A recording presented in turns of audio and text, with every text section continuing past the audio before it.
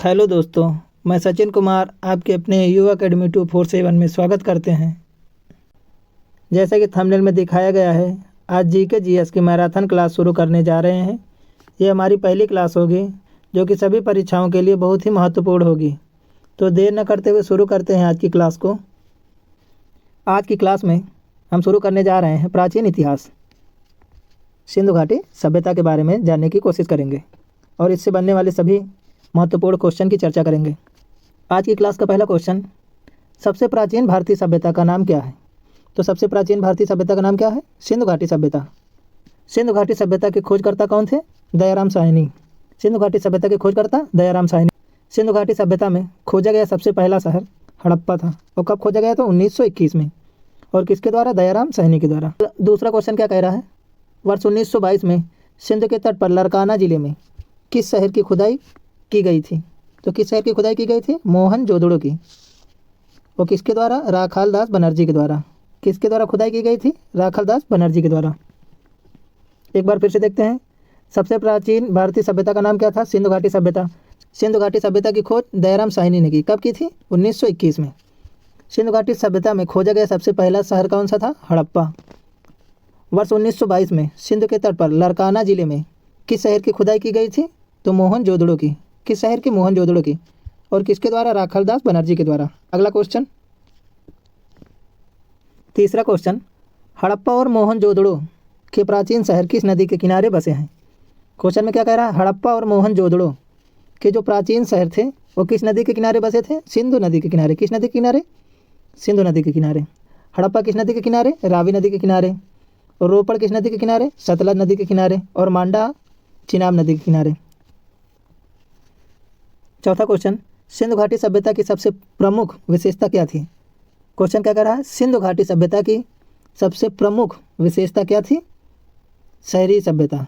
इसकी प्रमुख विशेषता क्या थी? कि ये शहरी सभ्यता थी। सिंधु घाटी सभ्यता कैसी सभ्यता थी? शहरी सभ्यता थी। अगला क्वेश्चन, पांचवा क्वेश्चन क्या कह रहा है? मनुष्य द्वारा उपयोग की जाने वाली प्रथम धातु क्या थी? मनुष्य द्वारा उपयोग की जाने वाली प्रथम धातु क्या थी? तांबा। क्या थी? तांबा। मनुष्य द्वारा उपयोग की जाने वाली प्रथम धातु क्या थी? तांबा। हड़प्पा सभ्यता में कौन सी धातु नहीं मिली थी? हड़प्पा सभ्यता में कौन सी धातु नहीं मिली थी? तो लोहा नहीं मिली थी। हड़प्पा सभ्यता में कौन सी धातु नहीं मिली थी? लोहा।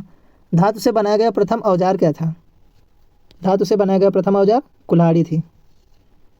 क्वेश्चन क्या कह रहा? मनुष्य द्वारा उपयोग की जाने वाली प्रथम धातु क्या थी? तो तांबा थी। और हड़प्पा सभ्यता में कौन सी धातु नहीं मिली थी? तो कौन सी धातु नहीं मिली थी? लोहा। धातु से बनाया गया प्रथम औजार क्या था? कुल्हाड़ी। छठवां क्वेश्चन, सिंधु घाटी सभ्यता के लोग किसकी पूजा करते थे? सिंधु घाटी सभ्यता के लोग किसकी पूजा करते थे? पशुपति या मातृ देवी। तो माना जा सकता है कि सिंधु घाटी सभ्यता कैसी सभ्यता थी? मातृ सत्तात्मक। सिंधु घाटी सभ्यता के लोग किसकी पूजा करते थे? पशुपति और मातृ देवी की। क्वेश्चन क्या कर रहा है? पहिए का आविष्कार किस काल में हुआ? तो नवपाषाण काल में। और आगे की खोज पूरा पाषाण काल में हुई। अगला क्वेश्चन, सातवां क्वेश्चन क्या कह रहा है? अग्निकुंड के साक्ष्य कहाँ से प्राप्त हुए थे? तो अग्निकुंड के साक्ष्य कहाँ से प्राप्त हुए थे? लोथल से और कालीबंगा से। कहाँ से? लोथल से और कालीबंगा से। अग्निकुंड के साक्ष्य कहाँ से प्राप्त हुए थे? लोथल और कालीबंगा से। मनुष्य ने सबसे पहला पालतू पशु किसे बनाया था? तो वो कुत्ता को बनाया था। किसे बनाया था? कुत्ता को। कृषि का आविष्कार किस काल में हुआ था? तो कृषि का आविष्कार नवपाषाण काल में हुआ था। किस काल में? नवपाषाण काल में। प्रथम अन्न के साक्ष्य कहाँ से मिले थे? मेहरगढ़। और मेहरगढ़ कहाँ पड़ता है? बलूचिस्तान में। एक बार फिर से, अग्निकुंड के साक्ष्य कहाँ से प्राप्त हुए थे? लोथल। कहाँ से? लोथल से। मानव ने सबसे पहला पालतू पशु किसे बनाया था? तो कुत्ते को बनाया था। कृषि का आविष्कार किस काल में हुआ था? तो नवपाषाण काल में। और प्रथम अन्न के साक्ष्य कहाँ से मिले थे? मेहरगढ़। मेहरगढ़ हमारा कहाँ पड़ता है? बलूचिस्तान में। आठवां क्वेश्चन, सिंधु घाटी सभ्यता की लिपि कैसी थी? अपठित तथा भावचित्रात्मक। यहाँ के लोग लिखना पढ़ना नहीं जानते थे। सिंधु घाटी सभ्यता की लिपि कैसी थी? तो भावचित्रात्मक थी। अगला क्वेश्चन, भारत में पूरा पाषाण कालीन औजारों की खोज का श्रेय किसे जाता है? रॉबर्ट ब्रुस फुड को। किसे जाता है? रॉबर्ट ब्रुस फुड को। क्वेश्चन क्या कह रहा है, भारत में पूरा पाषाण कालीन औजारों की खोज का श्रेय किसे जाता है? तो रॉबर्ट ब्रूस फूड को जाता है। मानव द्वारा सर्वप्रथम प्रयुक्त अनाज क्या था? इसमें अनाज की बात कही गई है। तो मानव द्वारा सर्वप्रथम प्रयुक्त अनाज क्या था? तो चावल था। मानव द्वारा सर्वप्रथम प्रयुक्त अनाज क्या था? चावल था। और प्रथम फसल के रूप में गेहूं और जौ थी। क्या थे? गेहूं और जौ थे। 10वां क्वेश्चन क्या कर रहा है, सिंधु घाटी सभ्यता की खुदाई में कौन सा अवशेष वाणिज्यिक और आर्थिक व्यवस्था को दर्शाता है? क्वेश्चन क्या कह रहा है, सिंधु घाटी सभ्यता की खुदाई में कौन सा अवशेष वाणिज्यिक और आर्थिक व्यवस्था को दर्शाता है? तो क्या था? प्राप्त मोहरें थी। सिंधु घाटी सभ्यता में प्राप्त मोहरें क्या दर्शाती हैं? वाणिज्यिक और आर्थिक व्यवस्था को। सिंधु घाटी सभ्यता की खुदाई में जो प्राप्त मोहरें थी वो वाणिज्यिक और आर्थिक व्यवस्था को दर्शाती थी। नर्तकी की मूर्ति किस सभ्यता में पाई गई? तो सिंधु घाटी सभ्यता में। नाचने वाली डांसिंग गर्ल की प्रतिमा किस सभ्यता में पाई गई थी? तो सिंधु घाटी सभ्यता में। और ये कैसी प्रतिमा थी? कांस्य की, कांस्य की बनी थी। किस धातु की बनी थी? कांसा की। अगला क्वेश्चन क्या कह रहा है, सिंधु घाटी सभ्यता का महास्नानागार कहाँ पाया गया था? तो मोहनजोदड़ो में। कहाँ पाया गया था? मोहनजोदड़ो में। सिंधु घाटी सभ्यता का महान स्नानागार कहाँ पाया गया था? तो मोहनजोदड़ो में। मोहनजोदड़ो वर्तमान में कहाँ है? पाकिस्तान में। 12वां क्वेश्चन क्या कहता है, हड़प्पा की मोहरों के निर्माण में मुख्य रूप से किस सामग्री का प्रयोग किया जाता था? तो किस सामग्री का प्रयोग किया जाता था? टेराकोटा का। और टेराकोटा क्या थी? पकी हुई मिट्टी। क्या थी? पकी हुई मिट्टी। हड़प्पा काल में रथ की प्रतिमा कहाँ से प्राप्त हुई थी? तो दैमाबाद से। हड़प्पा काल में रथ की प्रतिमा कहाँ से प्राप्त हुई थी? दैमाबाद से। एक बार फिर से देखते हैं, सिंधु घाटी सभ्यता का महान स्नानागार कहाँ पाया गया था? तो मोहनजोदड़ो में। मोहनजोदड़ो वर्तमान में कहाँ है? पाकिस्तान में। हड़प्पा वासी कैसे थे? तो शहरी थे। हड़प्पा सभ्यता कैसी थी? शहरी सभ्यता थी। हड़प्पा की मोहरों के निर्माण में मुख्य रूप से किस सामग्री का प्रयोग किया गया था? टेराकोटा। और टेराकोटा का मतलब पकी हुई मिट्टी। हड़प्पा काल में रथ की प्रतिमा कहाँ से मिली थी? दैमाबाद से। अगला क्वेश्चन, हड़प्पा स्थल की खुदाई के समय, हड़प्पा स्थल की खुदाई के समय इनमें से कौन सा नहीं मिला था? हड़प्पा स्थल की खुदाई के समय इनमें से कौन सा नहीं मिला था? पहला ऑप्शन किला, दूसरा ऑप्शन नालियाँ और कुआं, तीसरा ऑप्शन जलाशय और चौथा ऑप्शन शिखर के साथ मंदिर। हड़प्पा स्थल में किला भी था, किला भी मिला था, नालियाँ और कुआं भी मिली थी, जलाशय भी, और शिखर के साथ मंदिर यही नहीं मिला था। तो इसका कौन सा ऑप्शन सही होगा? चौथा। हड़प्पा स्थल की खुदाई के समय शिखर के साथ मंदिर नहीं मिली थी। इसका डी ऑप्शन, इसका चौथा ऑप्शन सही होगा, शिखर के साथ मंदिर। हड़प्पा स्थल के खुदाई के समय शिखर के साथ मंदिर नहीं मिली थी। इसका चौथा ऑप्शन सही होगा, शिखर के साथ मंदिर। क्वेश्चन क्या कह रहा है, हड़प्पा सभ्यता के निशान खोजने वाले प्रथम विद्वान कौन थे? तो ए कनिंघम। कौन थे? ए कनिंघम। हड़प्पा सभ्यता के निशान खोजने वाले प्रथम विद्वान कौन थे? ए कनिंघम। क्वेश्चन क्या कर रहा है, किस हड़प्पा स्थल से जुताई के साक्ष्य मिले थे? कहाँ से मिले थे? कालीबंगा से। और कालीबंगा वर्तमान में कहाँ है? राजस्थान में। अगला क्वेश्चन, किस हड़प्पा स्थल से एक प्रेमी जोड़े का कंकाल पाया गया? क्वेश्चन क्या कह रहा है, किस हड़प्पा स्थल से एक प्रेमी जोड़े का कंकाल पाया गया? तो कहाँ से मिला था? लोथल से। लोथल कहाँ है? गुजरात में। लोथल कहाँ है? गुजरात में। लोथल किस नदी के किनारे है? तो भोगवा नदी के किनारे। लोथल किस नदी के किनारे है? भोगवा नदी के किनारे। लोथल सिंधु घाटी सभ्यता का एकमात्र बंदरगाह था। लोथल सिंधु घाटी सभ्यता का एकमात्र बंदरगाह था। क्या था? बंदरगाह। एक बार फिर से, किस हड़प्पा स्थल से जुताई के साक्ष्य मिले थे? तो कालीबंगा से। किस हड़प्पा स्थल से जुताई के साक्ष्य मिले थे? कालीबंगा से।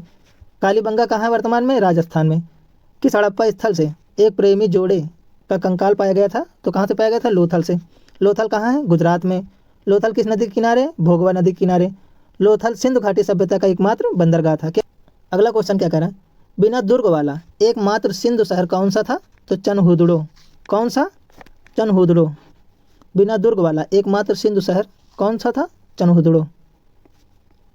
अगला क्वेश्चन, सिंधु घाटी सभ्यता में धौलावीरा किसके लिए प्रसिद्ध था? वेरी वेरी इंपॉर्टेंट क्वेश्चन क्या है? सिंधु घाटी सभ्यता में धौलावीरा किसके लिए प्रसिद्ध था? तो जल संरक्षण के लिए। काफ़ी बार क्वेश्चन पूछा गया है। सिंधु घाटी सभ्यता में धौलावीरा किसके लिए प्रसिद्ध है? तो जल संरक्षण के लिए। और धौलावीरा किस राज्य में है? गुजरात में। धौलावीरा किस राज्य में है? गुजरात में। 20वां क्वेश्चन, कौन सा हड़प्पा स्थल सीढ़ीदार स्टैंड के साथ एक बड़े खुले क्षेत्र का प्रमाण प्रदान करता है जिसे स्टेडियम के रूप में पहचाना जाता है? क्वेश्चन क्या करा? कौन सा हड़प्पा सभ्यता स्थल सीढ़ीदार स्टैंड के साथ एक बड़े खुले क्षेत्र का प्रमाण प्रदान करता है जिसे स्टेडियम के रूप में पहचाना जाता है? तो कौन सा स्थल है? धौलावीरा। कौन सा स्थल है? धौलावीरा। अगला क्वेश्चन क्या कर रहा है? सुरकोटदा का पुरातात्विक स्थल किस राज्य में है? तो किस राज्य में है? गुजरात में। क्वेश्चन क्या कर रहा है? किस पुरातात्विक स्थल से गड्ढे के आवास मिले थे? तो बुर्जहोम से। कहाँ से मिले थे? बुर्जहोम से। गड्ढे के आवास का मतलब गर्तावास का। गर्तावास का। क्वेश्चन क्या कहता है? किस पुरातात्विक स्थल से गर्तावास के साक्ष्य मिले थे? तो बुर्जहोम से। कहाँ से? बुर्जहोम से। बुर्जहोम कहाँ है? जम्मू कश्मीर में। 23वां क्वेश्चन, इंडिया शब्द की उत्पत्ति किस भाषा से हुई है? क्वेश्चन क्या कर रहा है? इंडिया शब्द की उत्पत्ति किस भाषा से हुई है? तो फारसी भाषा से हुई है। इंडिया शब्द की उत्पत्ति किस भाषा से हुई है? फारसी भाषा। किस भाषा से? फारसी भाषा से। अगला क्वेश्चन, हड़प्पा संस्कृत स्थल सनौली किस राज्य में स्थित है? तो उत्तर प्रदेश में। किस राज्य में? उत्तर प्रदेश में। हड़प्पा संस्कृत स्थल सनौली किस राज्य में स्थित है? उत्तर प्रदेश में। अगला क्वेश्चन,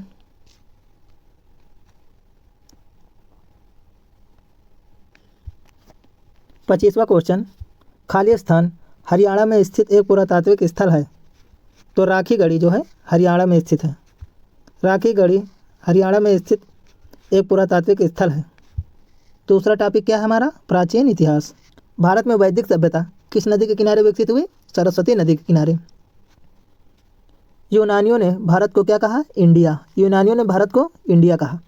सबसे प्राचीन धर्म ग्रंथ क्या है? वेद। सबसे प्राचीन धर्म ग्रंथ क्या है? वेद। 4 वेदों को वेद संहिता कहते हैं। 4 वेदों को वेद संहिता कहते हैं। 27वां क्वेश्चन, ऋग्वेद में रावी नदी को क्या कहा गया है? तो ऋग्वेद में रावी नदी को पारुषणी कहा गया है। क्या कहा गया है? पारुषणी। ऋग्वेद में 10 मंडल, 1028 सूक्त, 10,462 ऋचाएँ हैं। ऋग्वेद के रचनाकार विश्वामित्र हैं। ऋग्वेद के रचनाकार कौन थे? विश्वामित्र। और ऋग्वेद को पढ़ने वाले को होत्र कहा जाता है। ऋग्वेद के पढ़ने वाले को होत्र कहा जाता है। एक बार फिर से, भारत में वैदिक सभ्यता किस नदी के किनारे विकसित हुई? सरस्वती नदी के किनारे। और यूनानियों ने भारत को क्या कहा? इंडिया कहा। सबसे प्राचीन धर्म ग्रंथ क्या है? वेद। 4 वेदों को वेद संहिता कहते हैं। 4 वेदों को वेद संहिता कहते हैं। ऋग्वेद में रावी नदी को क्या कहा गया है? पारुषणी। ऋग्वेद में रावी नदी को पारुषणी कहा गया है। ऋग्वेद में 18 मंडल, 1028 सूक्त और 10,462 ऋचाएँ हैं। ऋग्वेद के रचनाकार कौन है? विश्वामित्र। और ऋग्वेद के पढ़ने वाले को होत्र कहा जाता है। क्या कहा जाता है? होत्र। अगला क्वेश्चन, 28वां क्वेश्चन। 28वां क्वेश्चन, आयु के आरोही क्रम में आर्य समाज में मनुष्य के जीवन के कौन से चरण थे? क्वेश्चन क्या कह रहा है? आयु के आरोही क्रम में आर्य समाज में मनुष्य के जीवन के कौन से चरण थे? आरोही क्रम में मतलब बढ़ते हुए क्रम में। तो कौन से चरण थे? पहला क्या था? ब्रह्मचर्य। दूसरा गृहस्थ। तीसरा वानप्रस्थ। और चौथा संन्यास। आयु के आरोही क्रम में आर्य समाज में मनुष्य के जीवन के 4 चरण थे। कितने चरण थे? 4 चरण थे। और कौन कौन से थे? पहला ब्रह्मचर्य, दूसरा गृहस्थ, तीसरा वानप्रस्थ और चौथा संन्यास। अगला क्वेश्चन, ऋग्वेद के तीसरे मंडल में किसका उल्लेख किया गया है? तो ऋग्वेद के तीसरे मंडल में गायत्री मंत्र का उल्लेख किया गया है। ऋग्वेद के तीसरे मंडल में गायत्री मंत्र का उल्लेख किया गया है। गायत्री मंत्र किसको समर्पित है? गायत्री मंत्र सूर्य देव को समर्पित है। किसको समर्पित है? सूर्यदेव को। ऋग्वेद के तीसरे मंडल में सावित्री का भी उल्लेख किया गया है। ऋग्वेद के तीसरे मंडल में सावित्री देवी का उल्लेख किया गया है। सबसे प्राचीन वेद क्या है? ऋग्वेद है। सबसे प्राचीन वेद क्या है? ऋग्वेद। अगला क्वेश्चन, 30वां क्वेश्चन क्या कह रहा है? ऋग्वेद के किस मंडल में 4 वर्णों का उल्लेख किया गया है? ऋग्वेद के किस मंडल में 4 वर्णों का उल्लेख किया गया है? तो 10वें मंडल में। किस मंडल में? 10वें मंडल में। 4 वर्ण कौन कौन से थे? ब्राह्मण, क्षत्रिय, वैश्य, शूद्र। कौन कौन से? ब्राह्मण, क्षत्रिय, वैश्य, शूद्र। ऋग्वेद के पाठकर्ता को क्या कहा जाता है? होत्र। ऋग्वेद के पाठकर्ता को होत्र कहा जाता है। ऋग्वेद के तीसरे मंडल में गायत्री मंत्र का उल्लेख किया गया है और ऋग्वेद के 10वें मंडल में 4 वर्णों का उल्लेख किया गया है, जिसमें ब्राह्मण, क्षत्रिय, वैश्य और शूद्र है। ऋग्वेद के पाठकर्ता को क्या कहा जाता है? होत्र। अगला क्वेश्चन, कन्याओं के जन्म की निंदा किस वेद में की गई? तो कन्याओं के जन्म की निंदा अथर्ववेद में की गई है। कन्याओं के जन्म की निंदा किस वेद में की गई है? अथर्ववेद में। अगला क्वेश्चन क्या है? किस वेद में सभा और समित को प्रजापति की 2 पुत्रियां कहा गया है? क्वेश्चन क्या कह रहा है? किस वेद में सभा और समित को प्रजापति की 2 पुत्रियां कहा गया है? तो अथर्ववेद में। किस वेद में? अथर्ववेद में। अथर्ववेद में क्या कहा गया है? सभा और समित प्रजापति की 2 पुत्रियां हैं। अगला क्वेश्चन,